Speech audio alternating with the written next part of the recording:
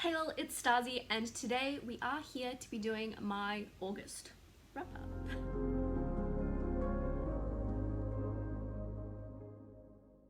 We need to take a moment to admire my new earrings. I'll try to remember to link the store down below.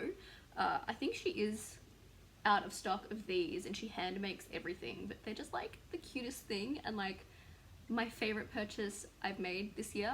Although, you know, one of the only purchases I've made this year, considering I've just been in my house for so long. That is neither here nor there. What we're here to talk about, the things I read in August. Unlike previous months, I did not read an excess of things, I feel, although I feel like to offset that, I feel like we watched a lot. Otherwise, yeah, there wasn't really anything going on in August. I was stuck home, considering my city's still in a complete lockdown, to the extent that in August, it was both my mother and my little sibling's birthday. My little sibling turned 18 and I couldn't see them. Honestly, that's all I want. Like, just let me see my immediate family and I'll be happy. Like, the other restrictions I can deal with. Just let me. Anyway, we're not here to be frustratingly lonely. What did I read in August? Good question. Where's my Goodreads? Because my memory for these things is awful. Okay, so actually, the first thing I finished reading in August, finally, Bloody Rose by Nicholas Ames. So I was actually reading this for months, and it wasn't necessarily because I didn't like it, although obviously I wasn't like in love with it and hooked. But this is the second book in, what's the series called? The Band? Is that, I don't know. I don't know what the series is called. The first one was Kings of the Wild, which was my favorite book I read last year. It is this fantasy world that in many ways is like your typical fantasy world with all of the elements and beats you'd expect, but it also takes a twist on things, including the fact that there are bands within this world which are mercenary bands, but they can be likened very much to our modern rock bands. And in the first one, we were following a group of old men who had to get the band back together to try and help one of their daughters, but they were all old now, and there was lots of humor, banter, all of that good stuff. And then in this one, we are following a completely different cast of characters, although the originals do show up. And I didn't enjoy this as much as the last one. Again, it took me months to read. Although, as I've mentioned, I think part of the reason it took me so long to read as well was because I didn't feel like picking up books physically. And obviously I have a physical copy of this. I kept reading everything digitally. Yeah, I don't have a real explanation for you there, but that was the thing. So I did mostly, I did still end up enjoying this. I gave it 4 out of 5 stars, but I think part of it was I wasn't as attached to these characters as the characters in the first one, and there were also a few things that niggled at me probably more than they should have, like the fact that the presumably bi character in this, the character that has relations with both men and women, was very promiscuous, and that in itself isn't an issue, but just the fact that majority of media tends to portray the promiscuous bisexual stereotype, it's getting a bit old to see. And so like I didn't have a problem with her character, and like I don't know, it's just an overdone stereotype, so I get those mixed feelings about it every time I see it pop up again. Especially since, as far as I can remember, she was the only character that explicitly had interest in more than one gender, because then our main character in this is actually a lesbian girl. And that was the other thing. Why are female-female relationships so often have an age gap? Because, like, I don't know how old the other woman is supposed to be, but she's definitely an adult. And our protagonist is a teenager. So there's that. And then there's also the fact that there were only 2 characters portrayed in this book that had interest in women. So from the very beginning it was like, oh, well, something's gonna happen between them, isn't it? And then it did. So I don't know if I'm just being nitpicky or just it particularly bothers me as a bisexual woman, but they were the things that did niggle at me a bit. Otherwise, It was again your band of characters that had a bit of banter and humor between them, although I didn't think it was as humorous as the first book, going on a bunch of adventures, fighting monsters, all of that stuff. And I did particularly enjoy seeing our original cast members popping up in this book, although there were also some very sad moments that involved them, and that was probably the one part of this book that I actually felt something. I don't know. I have mixed feelings about this book, but I still gave it a 4 out of 5 stars. It's definitely not a bad book. I don't know. I have enough mixed feelings that it's one of those ones that goes on the I don't know shelf. Moving on before I just ramble on about this for 20 minutes. Okay, I need some tea. Some calming peppermint tea. Right, then the one witchcraft book that I finished at the beginning of this month was The House Witch by Aaron Murphy Hiscock, which is a book about house witchery. I think I actually talked about it in my last vlog because I finished it like at the very beginning of August. And I don't even remember at this point. Just, yeah, I talked about the home and witchcraft, and I haven't read any witchcraft since. I don't know, it was decent for what it was. I just have consumed so much media since, including I'm currently watching Hannibal. That's getting completely off track, but I'm currently watching Hannibal and like, my mind is getting real messed up from it because I'm binging it, and it is not a show you should binge. Do not binge watch a show about a cannibal that has a lot of really dark, messed up, mind-twisty stuff going on. Because that is not something you should expose yourself to for like days on end. Please, let's get back on track. I actually listened to a bunch of audiobooks this month, which is strange for me because I've mentioned before that I often don't jive with audiobooks. But I think the thing of it is that pretty much everything I listened to had a very fairy tale-esque-ness to it, whether it was actually fairy tale-esque or whether it just was the type of story that felt like something that would be read to you before bed. I'll get into that. But the first thing I listened to was The Surface Breaks by Louise O'Neill, which is a feminist Little Mermaid retelling. So this was actually a fairy tale retelling, which again I've mentioned, I really like fairy tale retellings, and I did give that 4 out of 5 stars. So yeah, Little Mermaid retelling. You've got our primary mermaid character with all her sisters, and they're living under their patriarchal father, and their mermaid society is not very good to the women, including some kind of sexual assault territory stuff going on with fiancés. So it's definitely not like a light and happy fairy tale retelling. And then of course, you know, it follows all of the kinds of beats you'd expect from Little Mermaid, going to the witch to get her legs, to go after a man on the sea, and all of that kind of stuff. I really like fairy tale retellings. It had all the beats you'd expect from Little Mermaid while still twisting things in its own way, very much looking at the crappy ways women can be treated along with that, and trying to overcome it and having kind of bonds through that. I enjoyed the way it was written, so I actually enjoyed listening to it, and it was interesting to see this take on a classic fairy tale. Then I binge listened to 4 books in a row because I got hooked on them. So the first thing I listened to was Every Heart a Doorway by Shonen Maguire, which is the first book in the Wayward Children series. So yes, I listened to the first 4 books of the Wayward Children series over 2 or 3 days. These books I think are adult fantasy, and they are following children who went through portal worlds and then had to come home, and the ramifications of that. So think things like Wonderland, things like Wonderland and Narnia, right? So these children have gone to those worlds, they come back, and now these books are really looking at how those children deal how these children deal with that. And the first book is particularly set at a school, which is specifically set up for these children to try and get them to readjust to our world, and the fact that most of them will probably never return to their portal realms, which is actually where most of them want to live and what they consider home. And in this first book in particular, there is also a bit of a murder mystery within the school.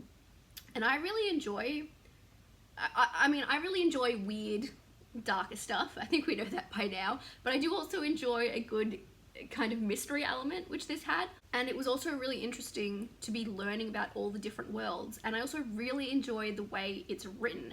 And so I gave this 5 stars.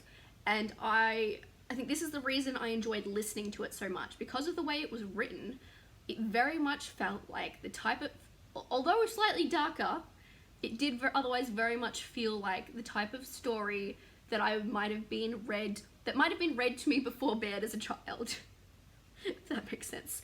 So I really enjoyed listening to these, and I really enjoyed this one and the mystery elements, finding out the different worlds, and there was an interesting cast of characters that were quite diverse. These books are also pretty queer. You've got like a trans character, you've got, I don't think there's a queer relationship in the second book. I don't remember what else was in the first book, but these books are lovely in their diversity. So then I listened to the second one, what was that one called? Which I think is my favorite so far. And the second one's called Down Among the Sticks and Bones, and this one was set in a world that felt like a classic horror, combining something like Dracula and Frankenstein, and you're following 2 of the characters from the first book in this world. So this one's really a prequel because it's showing them in the world before they ended up at the school. And I loved this one because, again, dark, weird horror stuff. And it also followed 2 characters that I did find interesting in the first book. And this one did have a relationship between 2 girls as well. And it just, yeah, I really liked the overall feel of this one. So that one I gave 5 stars as well. Then there was Beneath the Sugar Sky, which I gave 4 stars. I didn't enjoy this one as much, and this one explores, well, this one really goes to a few different places, but it does explore a Candyland type world that's called confection. So there's, lollies everywhere. We call it lollies, not candy. Candy is very American. But yeah, that one, I didn't enjoy it as much. I think part of that was because it's the one, like this one wasn't as dark as the other ones, and I like that dark weirdness, but it was still enjoyable, interesting cast of characters, all of that good stuff.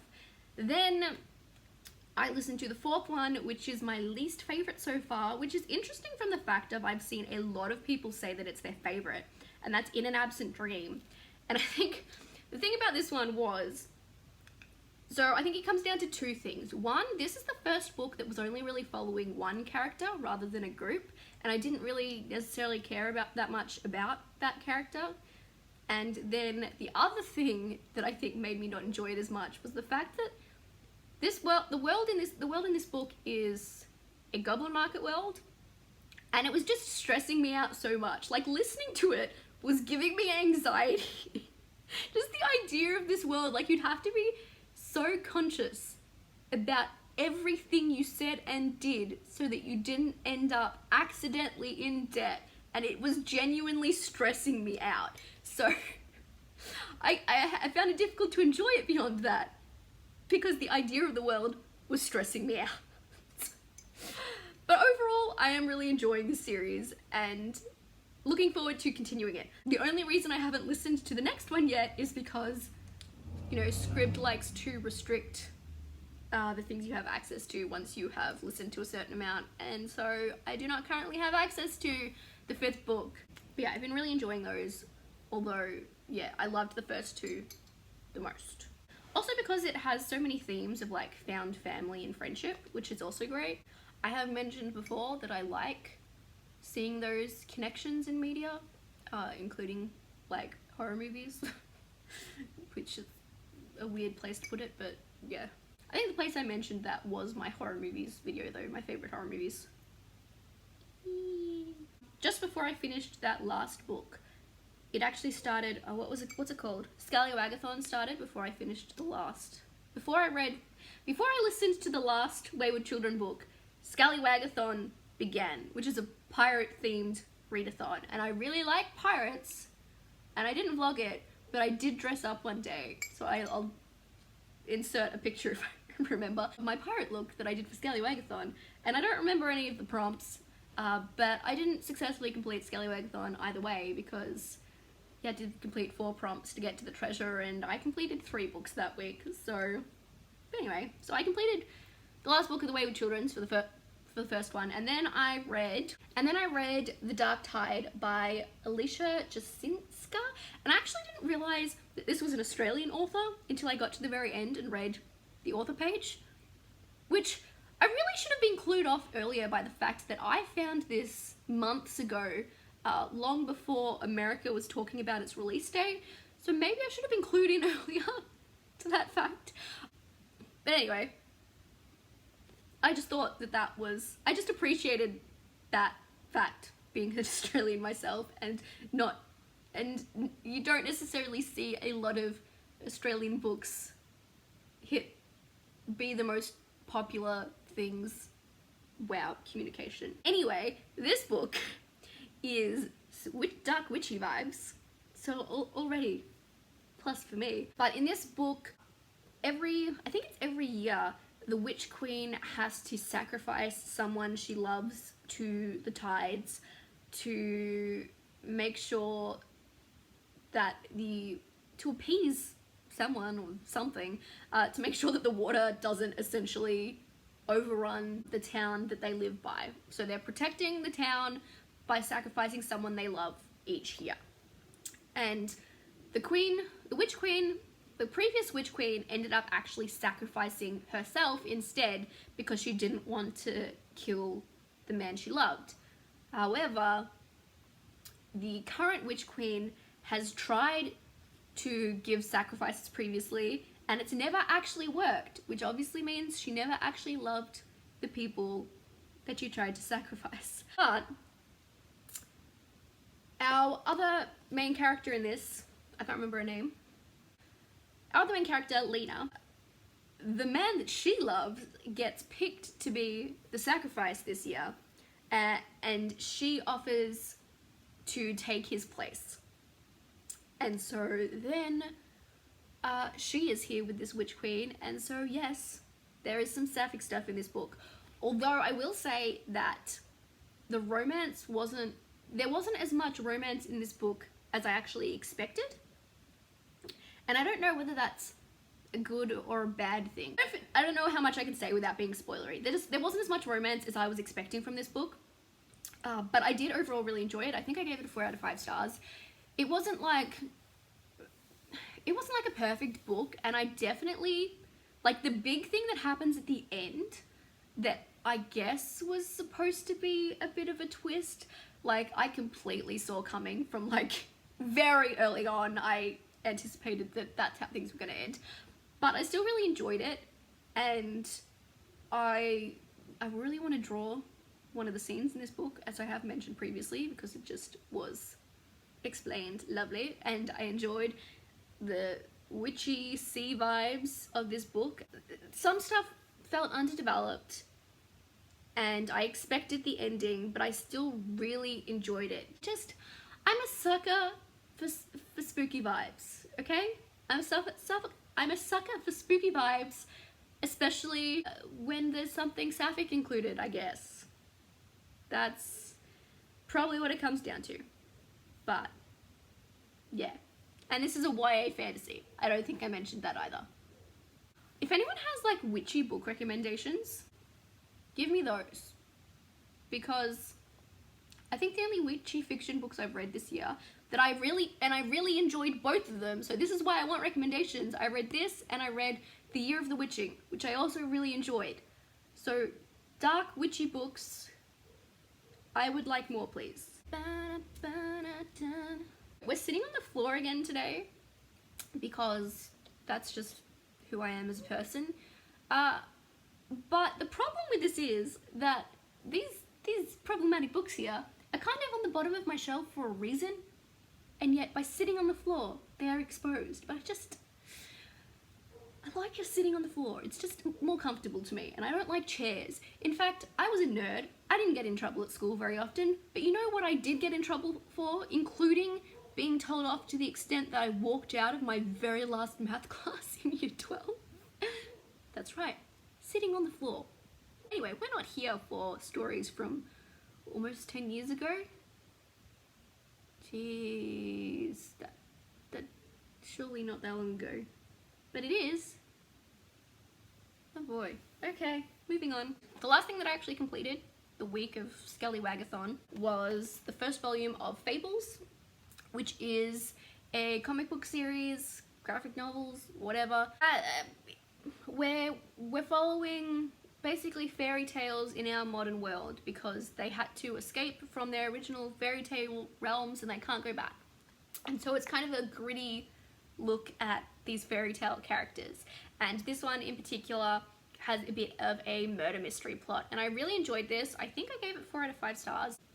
But when we're talking about diversity, this definitely doesn't have it. And I think I also saw something recently about some of the people involved in the creation of Fables said some not great stuff at some point, but I did really enjoy it. I love fairy tale retellings. I especially love when things really take their own twist on fairy tales and look at things in a different way. And I really find it interesting the way that Fables does that.